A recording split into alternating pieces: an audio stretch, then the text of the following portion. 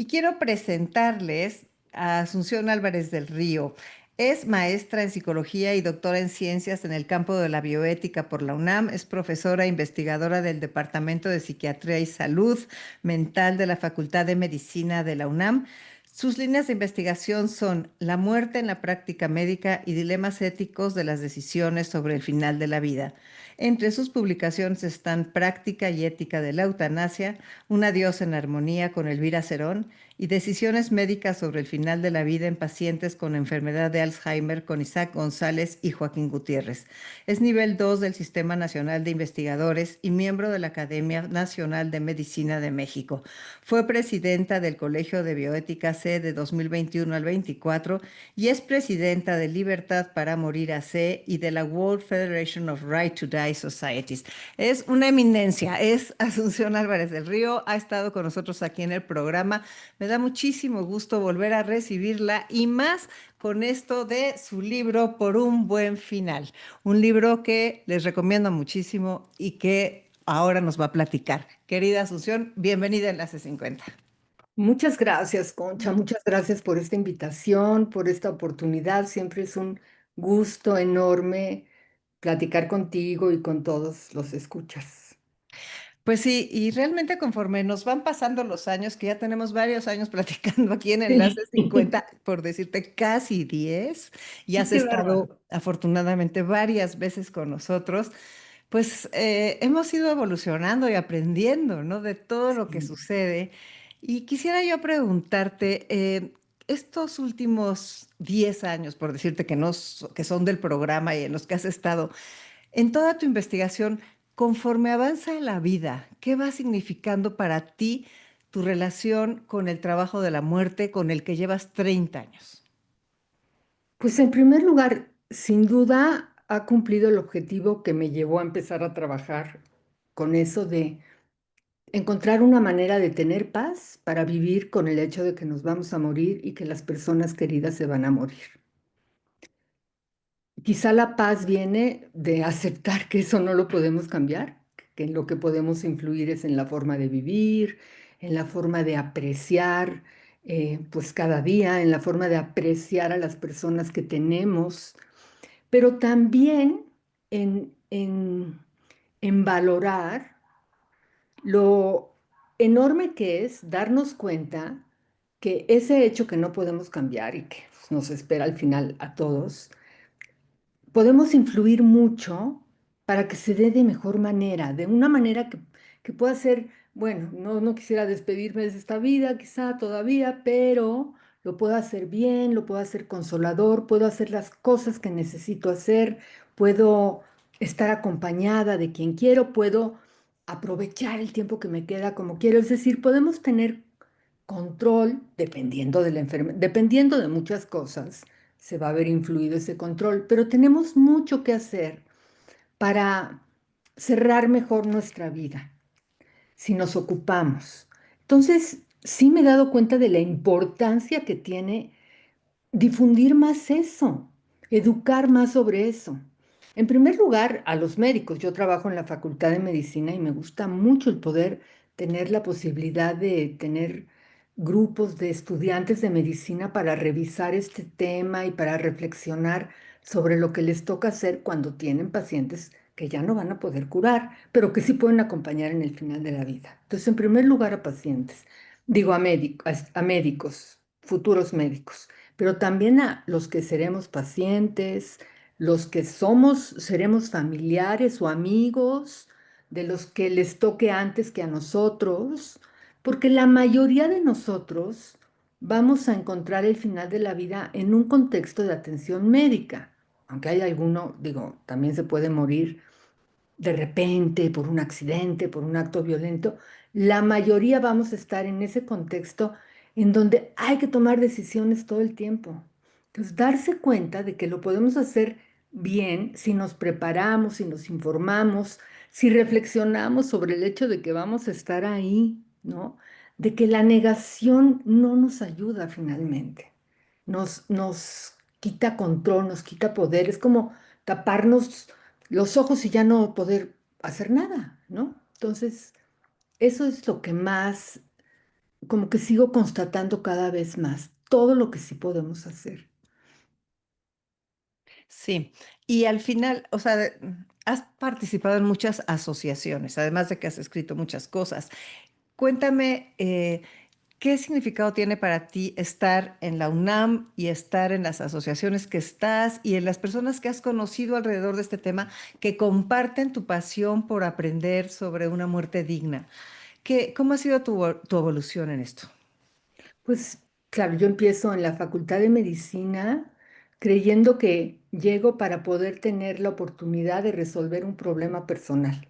Y ahí descubro a la hora de que empiezo a decir, bueno, no, no vengo a resolver solo mi problema, tengo que hacer algo que sirva en esta facultad y empiezo a fundamentar mi investigación y a leer más y a darme cuenta que este problema de no saber cómo manejar la muerte, cómo vivir la vida, una vida que acaba, pues es compartido por muchos y en la Facultad de Medicina especialmente me doy cuenta como los médicos también.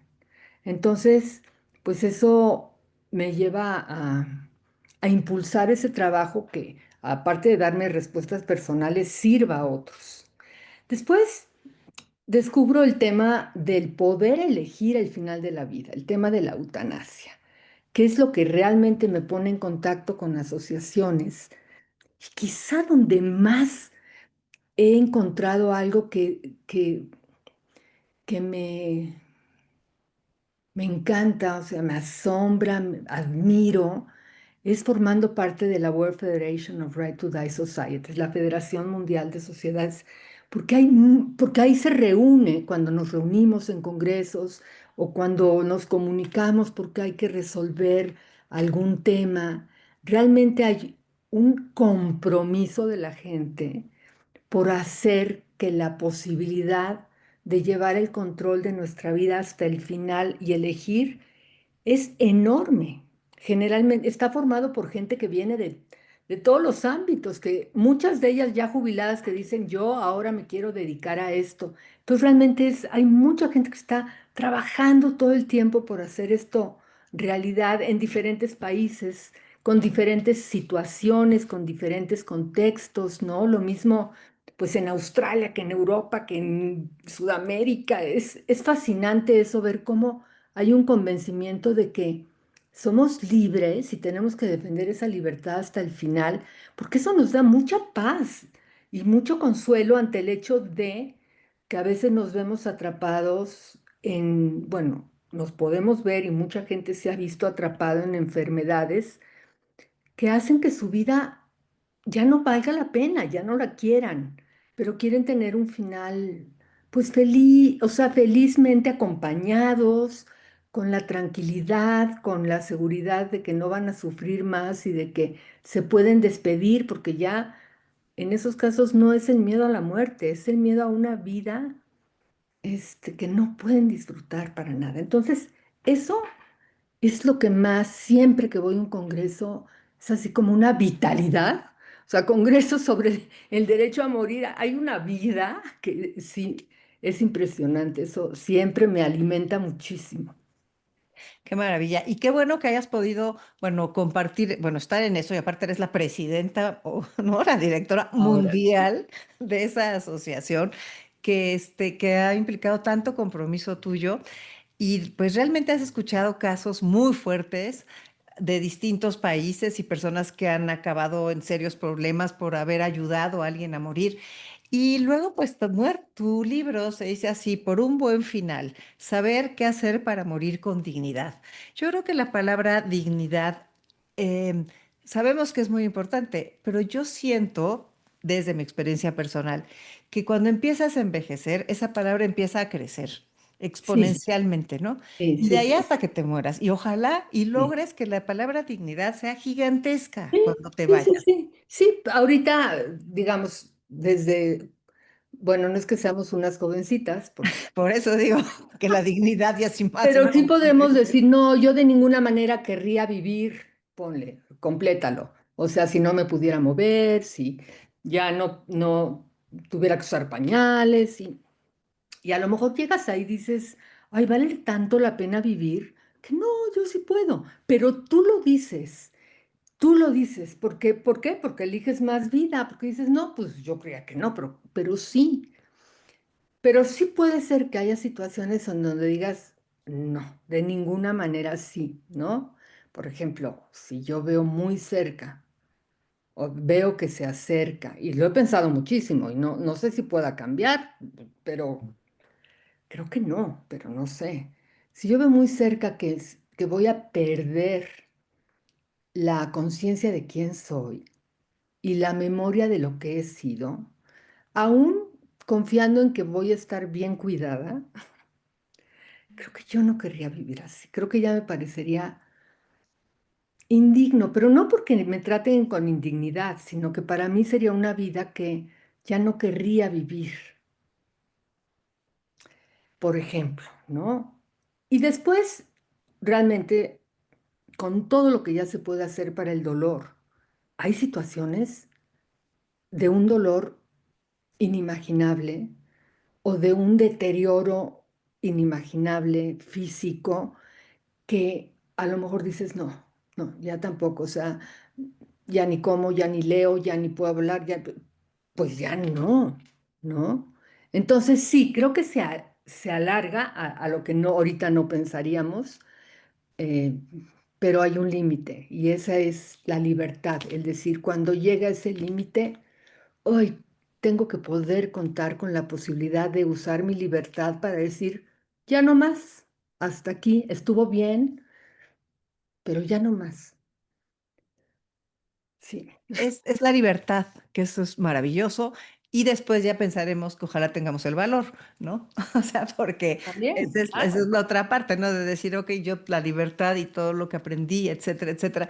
Me gustaría que nos aclararas los conceptos principales de tu libro. O sea, por tu libro, por un buen final, saber qué hacer para morir con dignidad, tiene varios conceptos básicos, ¿no? Sí, Lo de la muerte médicamente asistida, o sea, todas estas cosas. ¿Nos puedes hablar de esos temas principales? sí. Saber qué hacer para morir con dignidad se refiere sobre todo a lo que en el contexto de atención médica, ¿qué podemos hacer para llevar el control de cómo queremos vivir y cómo no queremos vivir? Entonces, es importante saber lo que ya es legal en México, que es, por ejemplo, podemos rechazar tratamientos, aunque de ellos dependa nuestra vida, ¿no? Eso es legal. Claro, nuestras leyes no son lo claras que quisiéramos y no hay el conocimiento que se necesita. Y después hay personal médico que le tiene sin cuidado y que creen que ellos son los que deciden todos. Pero en la medida que seamos pacientes y familiares más informados, más podemos ganar. Entonces, podemos rechazar tratamientos. Tenemos derecho a cuidados paliativos. ¿Qué quiere decir esto? A recibir atención para que nos traten el dolor y para que nos atiendan otros síntomas y para que atiendan nuestras necesidades psicológicas, sociales, espirituales. Claro, nos falta muchísimo para que eso que supuestamente no solo es legal, es obligatorio, se pueda dar, porque falta formación, falta logística, falta este, pues toda la infraestructura, pero hay que saber que podemos exigir eso. Hay gente que con los cuidados paliativos estaba en un grito de dolor diciendo ya me quiero morir y con esos ya no, quiere vivir el tiempo que le queda. Podemos hacer una voluntad anticipada para poder seguir decidiendo, para que se tome en cuenta nuestra voluntad incluso cuando ya no la podemos decir directamente. Ahora, lo que no tenemos es la muerte médicamente asistida, que en caso de ya no querer vivir porque no sirvió lo anterior, porque seguimos sufriendo, porque nos sigue pareciendo indigna la vida, podamos decir, ya no quiero vivir más y recibir ayuda para morir bien. La muerte médicamente asistida es como el concepto amplio que abarca las dos modalidades en que se da esta muerte. Cuando el médico es quien realiza la acción que causa la muerte, lo que se ha llamado eutanasia, y cuando el médico se limita a dar a la persona que quiere morir los medicamentos que toma la persona por sí misma, lo que se ha llamado suicidio médicamente asistido. Esto siempre solo si lo decide la persona que quiere morir y pide ayuda. Esa es la muerte médicamente asistida.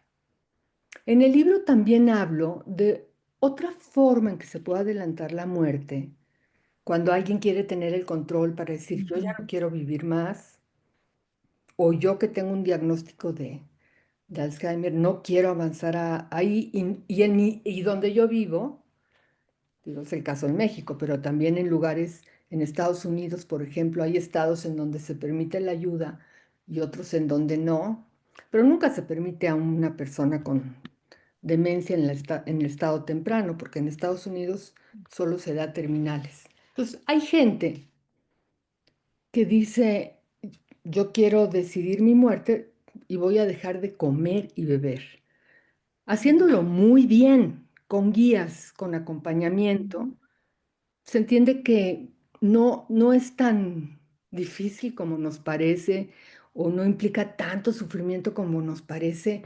Nosotros que estamos sanos y que tenemos hambre y que ujú, dejar de comer nos cuesta tanto y de beber, ¿no? ujú, Con el acompañamiento adecuado, una persona pues puede tener, el hambre desaparece muy rápido, lo que tiene es mucha sed que tiene que ser aliviada de manera local y después hay que tener, pues sí, a la mano a alguien que pueda ayudar en caso de que se presenten algunos síntomas que tienen que ver con la deshidratación. Pero en Europa, en muchos países de Europa, en Canadá, en Estados Unidos, es un recurso que se utiliza mucho y que incluso dentro del contexto de los cuidados paliativos se considera, ujú. a menos que se trate de cuidados paliativos insertos o con una ideología o con una creencia muy religiosa, ahí no lo favorecen porque muchos creen que va en contra de, de lo que permite sus creencias, ¿no? Pero entonces, esto en México casi no se ha discutido, pero la verdad es que las personas a veces dicen, ya no quiero comer, ya me quiero morir, y no están pidiendo eutanasia, están diciendo, yo ya no quiero comer, ya no quiero seguir. Y esto se hacía antes, era mucho más común y nadie obligaba a nadie a comer si llegaba a ese momento. Es como algo que viene más de la época actual en donde nos cuesta más trabajo respetar decisiones de otros que tienen que ver con querer morir, igual que cuando algunos veces los familiares dicen, ya no me lleven al hospital y lo llevan, ¿no? Entonces, Ujú. en esto de qué hacer, saber qué hacer, implica también saber qué hacer con los otros. Tenemos que respetarlos y aprender a soltarlos cuando ellos son los que están diciendo que ya acabaron, ya están acabando. Hay que acompañarlos, pero no agarrarlos así, no dejarlos, ¿no? Claro. Sí, y es como mucho aprendizaje. Yo creo que debe de ser una educación que no tenemos, Ujú. todo el tema este de hablar de la muerte, así como tampoco tenemos la educación de hablar de la longevidad, ni cómo hablar de la vejez, ni Sí, cómo decirles a los sí, viejos y dejar de creer que sí. todos son abuelitos, o sea, tantas cosas que están Ujú. sucediendo y dejar de decir no hago un testamento porque entonces me voy a morir más pronto. Septiembre Sí, es el mes del testamento, fíjate, qué casualidad. Pero vaya, la voluntad anticipada, o sea, todo esto es una responsabilidad.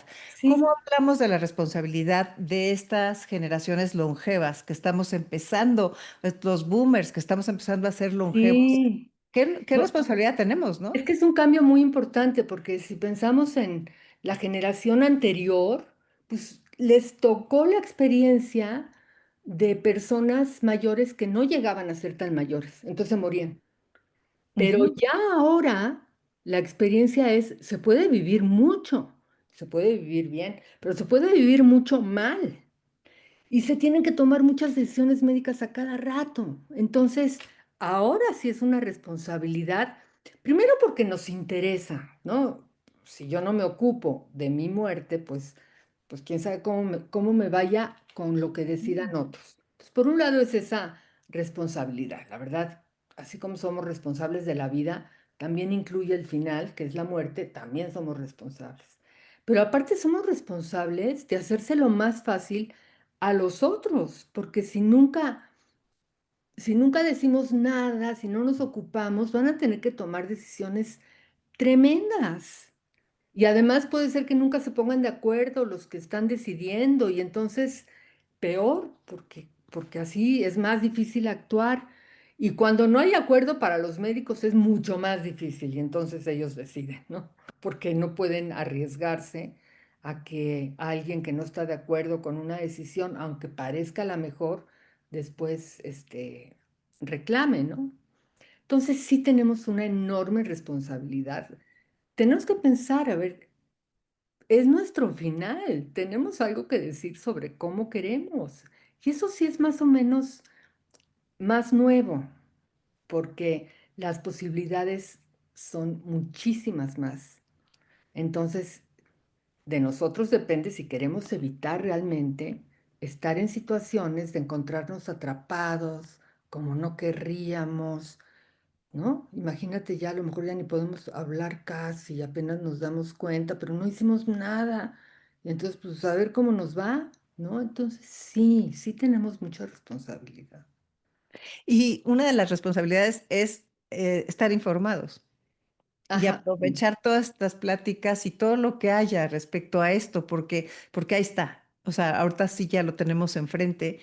Y a lo mejor dicen, no, este tema no, y le dan al siguiente, siguen scrolleando en el celular, como se dice. O sea, Sí, y dices, no, este no, este no, este no. Pero vaya, sí ya tenemos muchas posibilidades. ¿Y tú qué crees que llevas 30 años en todo esto? Estudia y estudia y estudia. ¿Qué piensas que va a suceder? O sea, ¿qué dices? ¿Qué te falta a ti por aprender? Porque creo que nunca acabamos de aprender, ¿no? no, ¿Cómo nunca ves la acabamos de aprender. evolución en el mundo, en las distintas culturas? ¿Qué es lo que ves hacia adelante?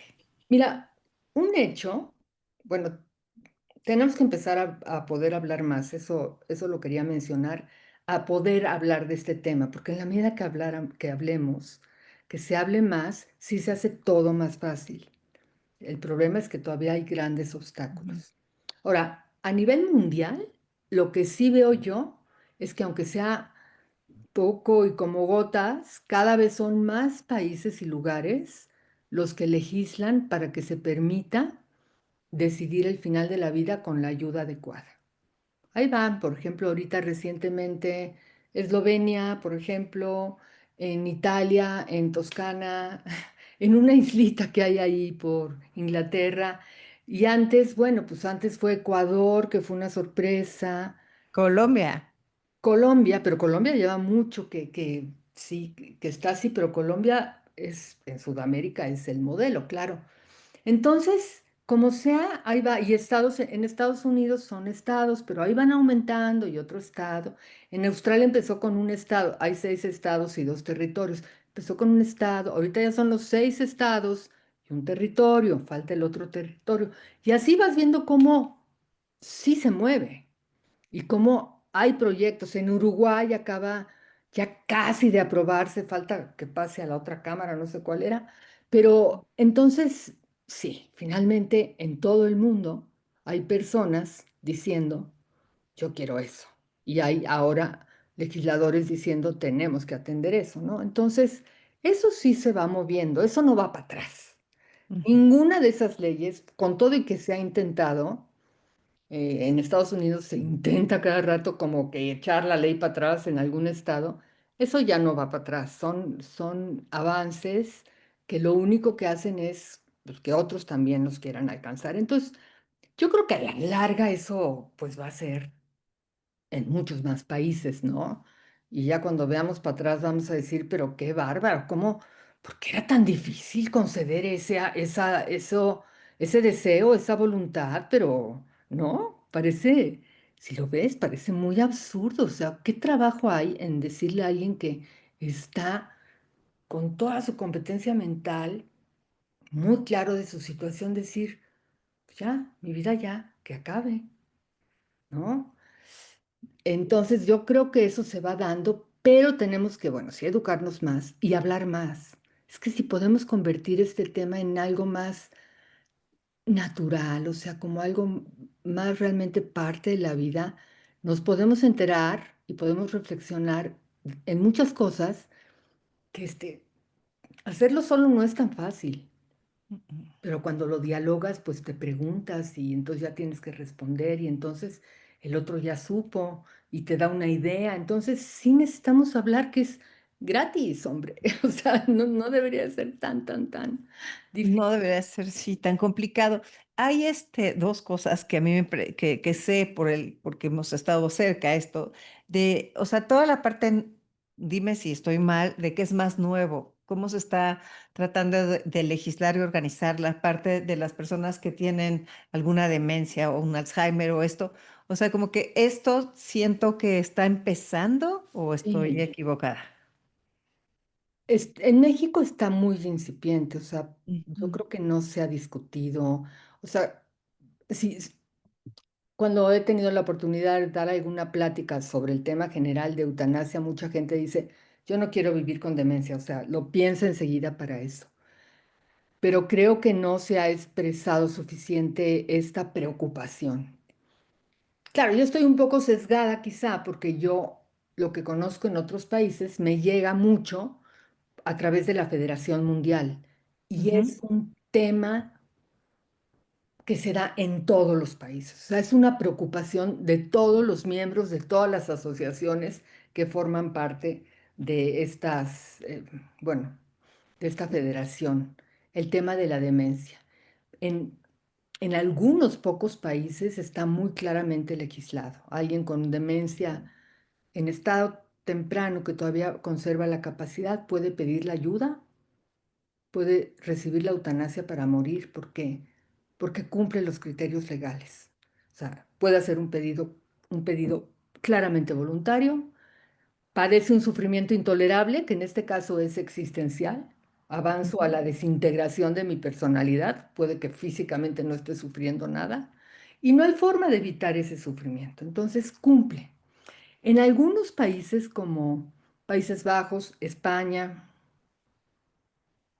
y ya, creo que Colombia un poco en teoría, pero no porque haya una ley clara, se puede pedir mediante una voluntad anticipada.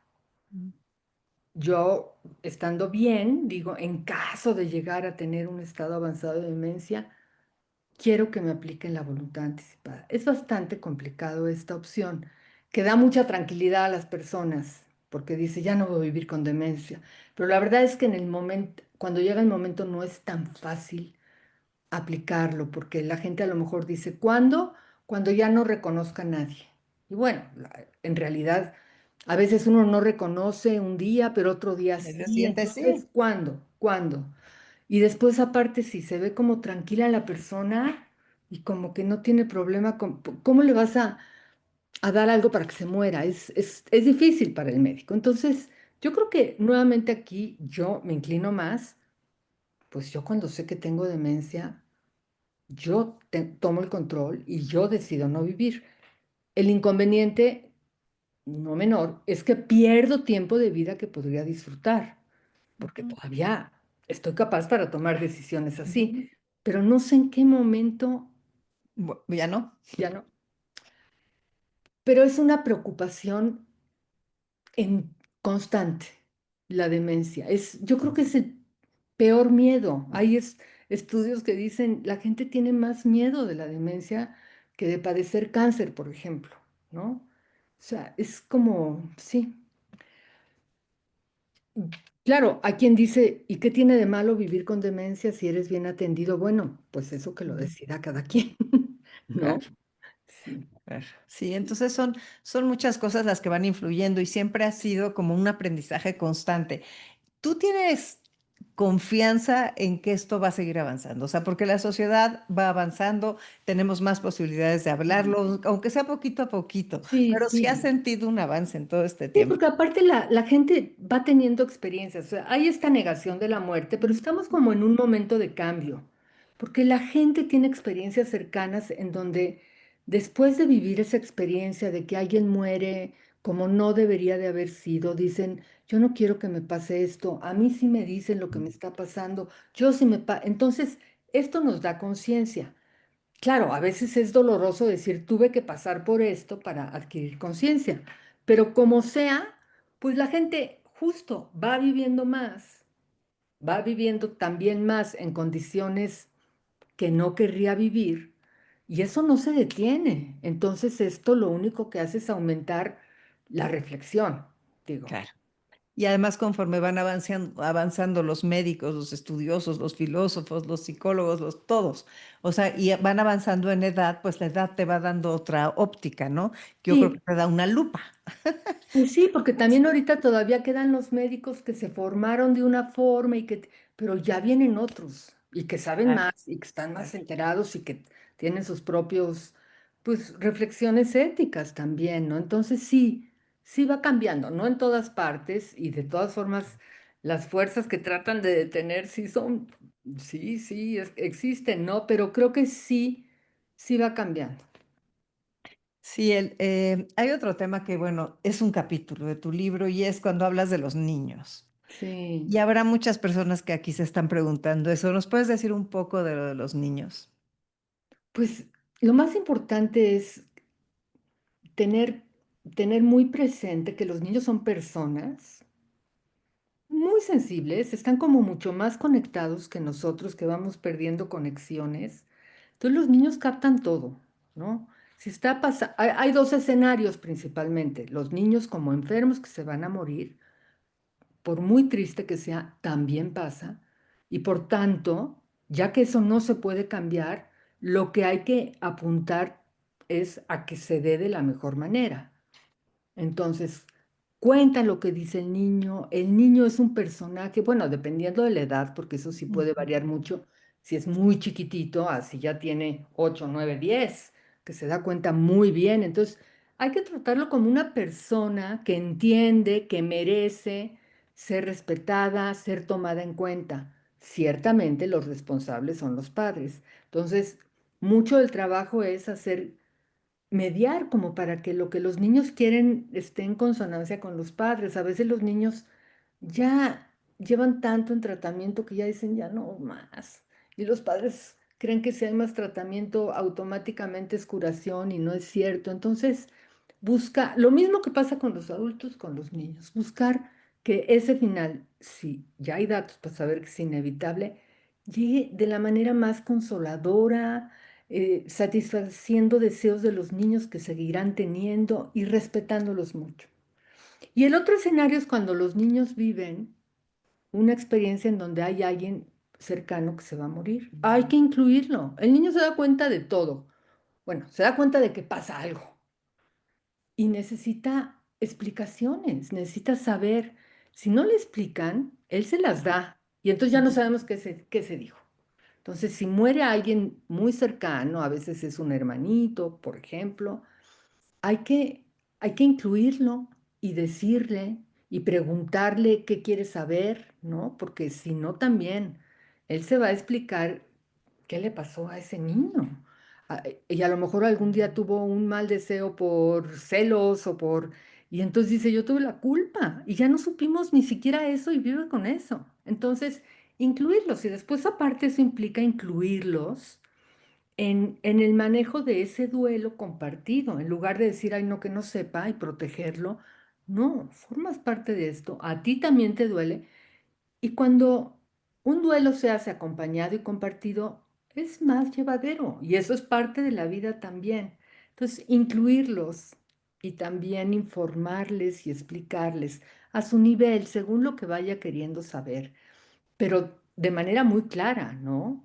A lo mejor una persona querida, un abuelo se murió porque su cuerpo ya estaba tan gastado que ya no pudo vivir más. Y a ver qué pregunta, pero esa es una explicación. En lugar de decir se fue, ya no está, hizo un viaje, se fue al cielo, o sea, bueno, sí se cree en el cielo, sí se puede decir primero la explicación física y después la creencia, pero, pero que quede bien clara la física. Ese cuerpo ya no está aquí porque ya no pudo funcionar más. Sí. Pues sí, son todos estos cambios que tenemos que ir haciendo.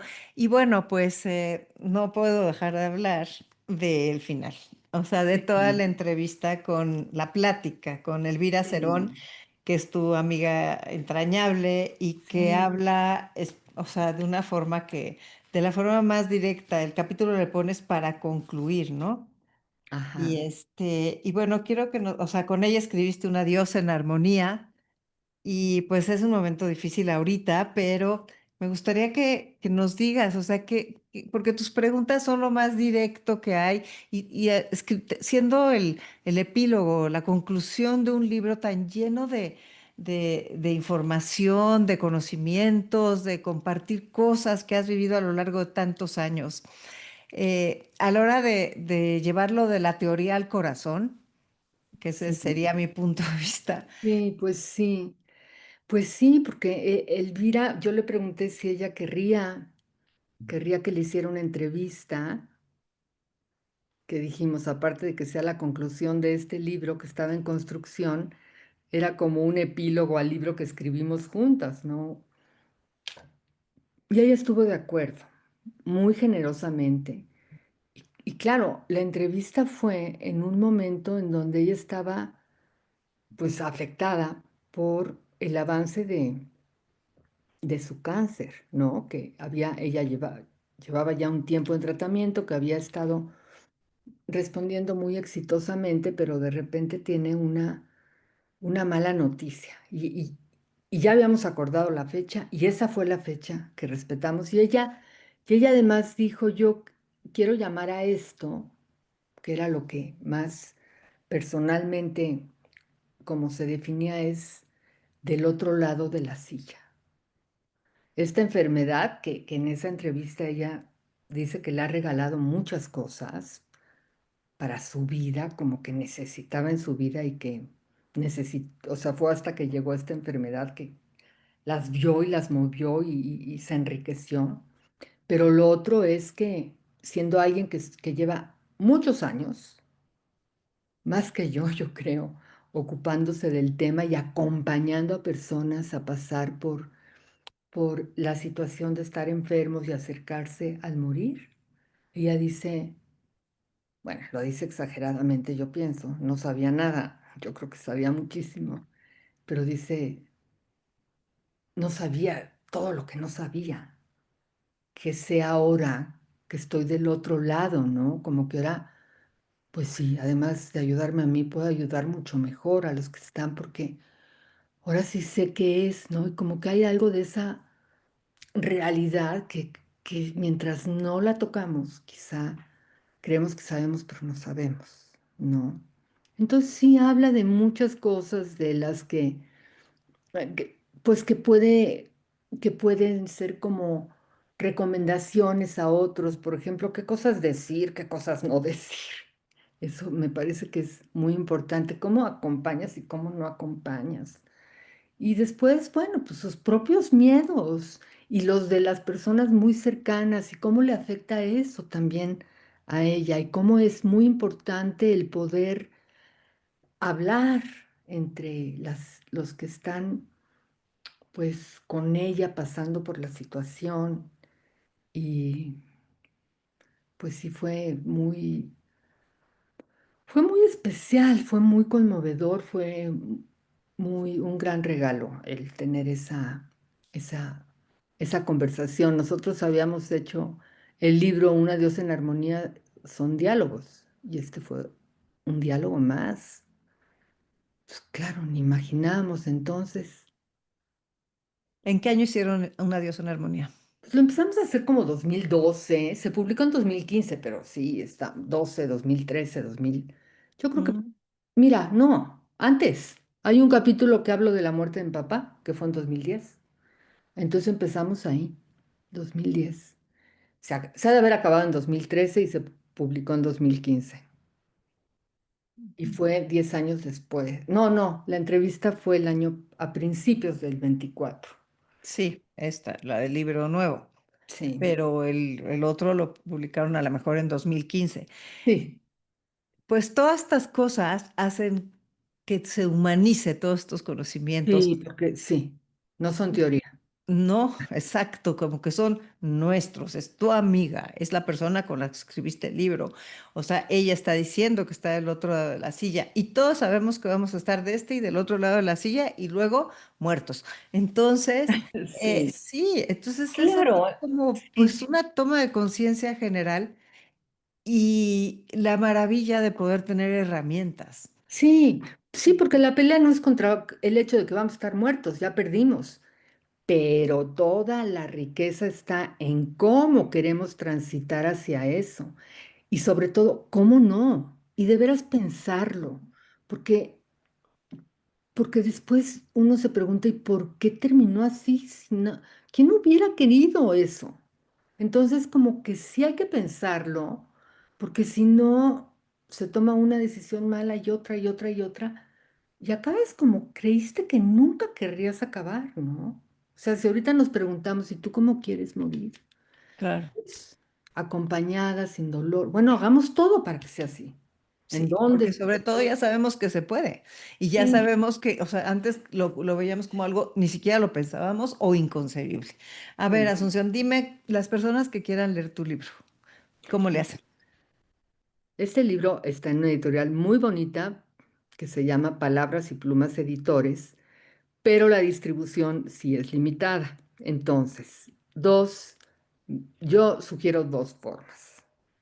A lo mejor se puede encontrar en Porrúa, pero en Porrúa a lo mejor ya no hay, a lo mejor en otra Porrúa, pero esa es una opción. Hablando también para preguntar. Y la otra es ir a la editorial en línea, a Palabras y Plumas Editores, catálogo, y ahí se pide el libro y lo envían. Lo envían con el mismo costo dentro de la Ciudad de México que en el interior de la República, en otros estados. Entonces, esa es una manera muy segura y llega rápido. Y la otra es que me escriban a mi correo asun57@gmail.com y veamos si nos podemos poner de acuerdo para que yo se los haga llegar. Perfecto. Claro, sobre todo los de Asun, la Ciudad de México. claro, por supuesto, no vas a ir a toda la República. Es Asun como Asunción, Sí. Asun 57. Pues muchísimas gracias. Te pido nada más una conclusión para las personas que nos han escuchado. Pues que vale la pena ocuparnos del tema, o sea, sí entrarle porque tiene una gran ganancia, ¿no? Tenemos que poder ocuparnos del tema de la muerte, darle entrada, hacer que nos puedan escuchar otros y, y pensar en que lo que estamos ganando es libertad y lo que estamos ahorrándonos es sufrimiento, dentro de lo posible, después dependerá de cada Ujú. condición, pero sí es buscar libertad, buscar aprovechar lo que nos quede de vida cuando ya haya un diagnóstico que nos diga, ya nos acercamos, y ahorrar sufrimiento y sí buscar finales más consoladores y cierres de nuestra vida, que es nuestra obra, pues más satisfactorios, más de acuerdo a lo que hemos defendido y a lo que creemos. Entonces, hay que ocuparnos para que eso reditúe así. Pues muchísimas gracias por estar aquí con nosotros en Enlace 50 y pues seguiremos en contacto siempre. Ay, encantadísima.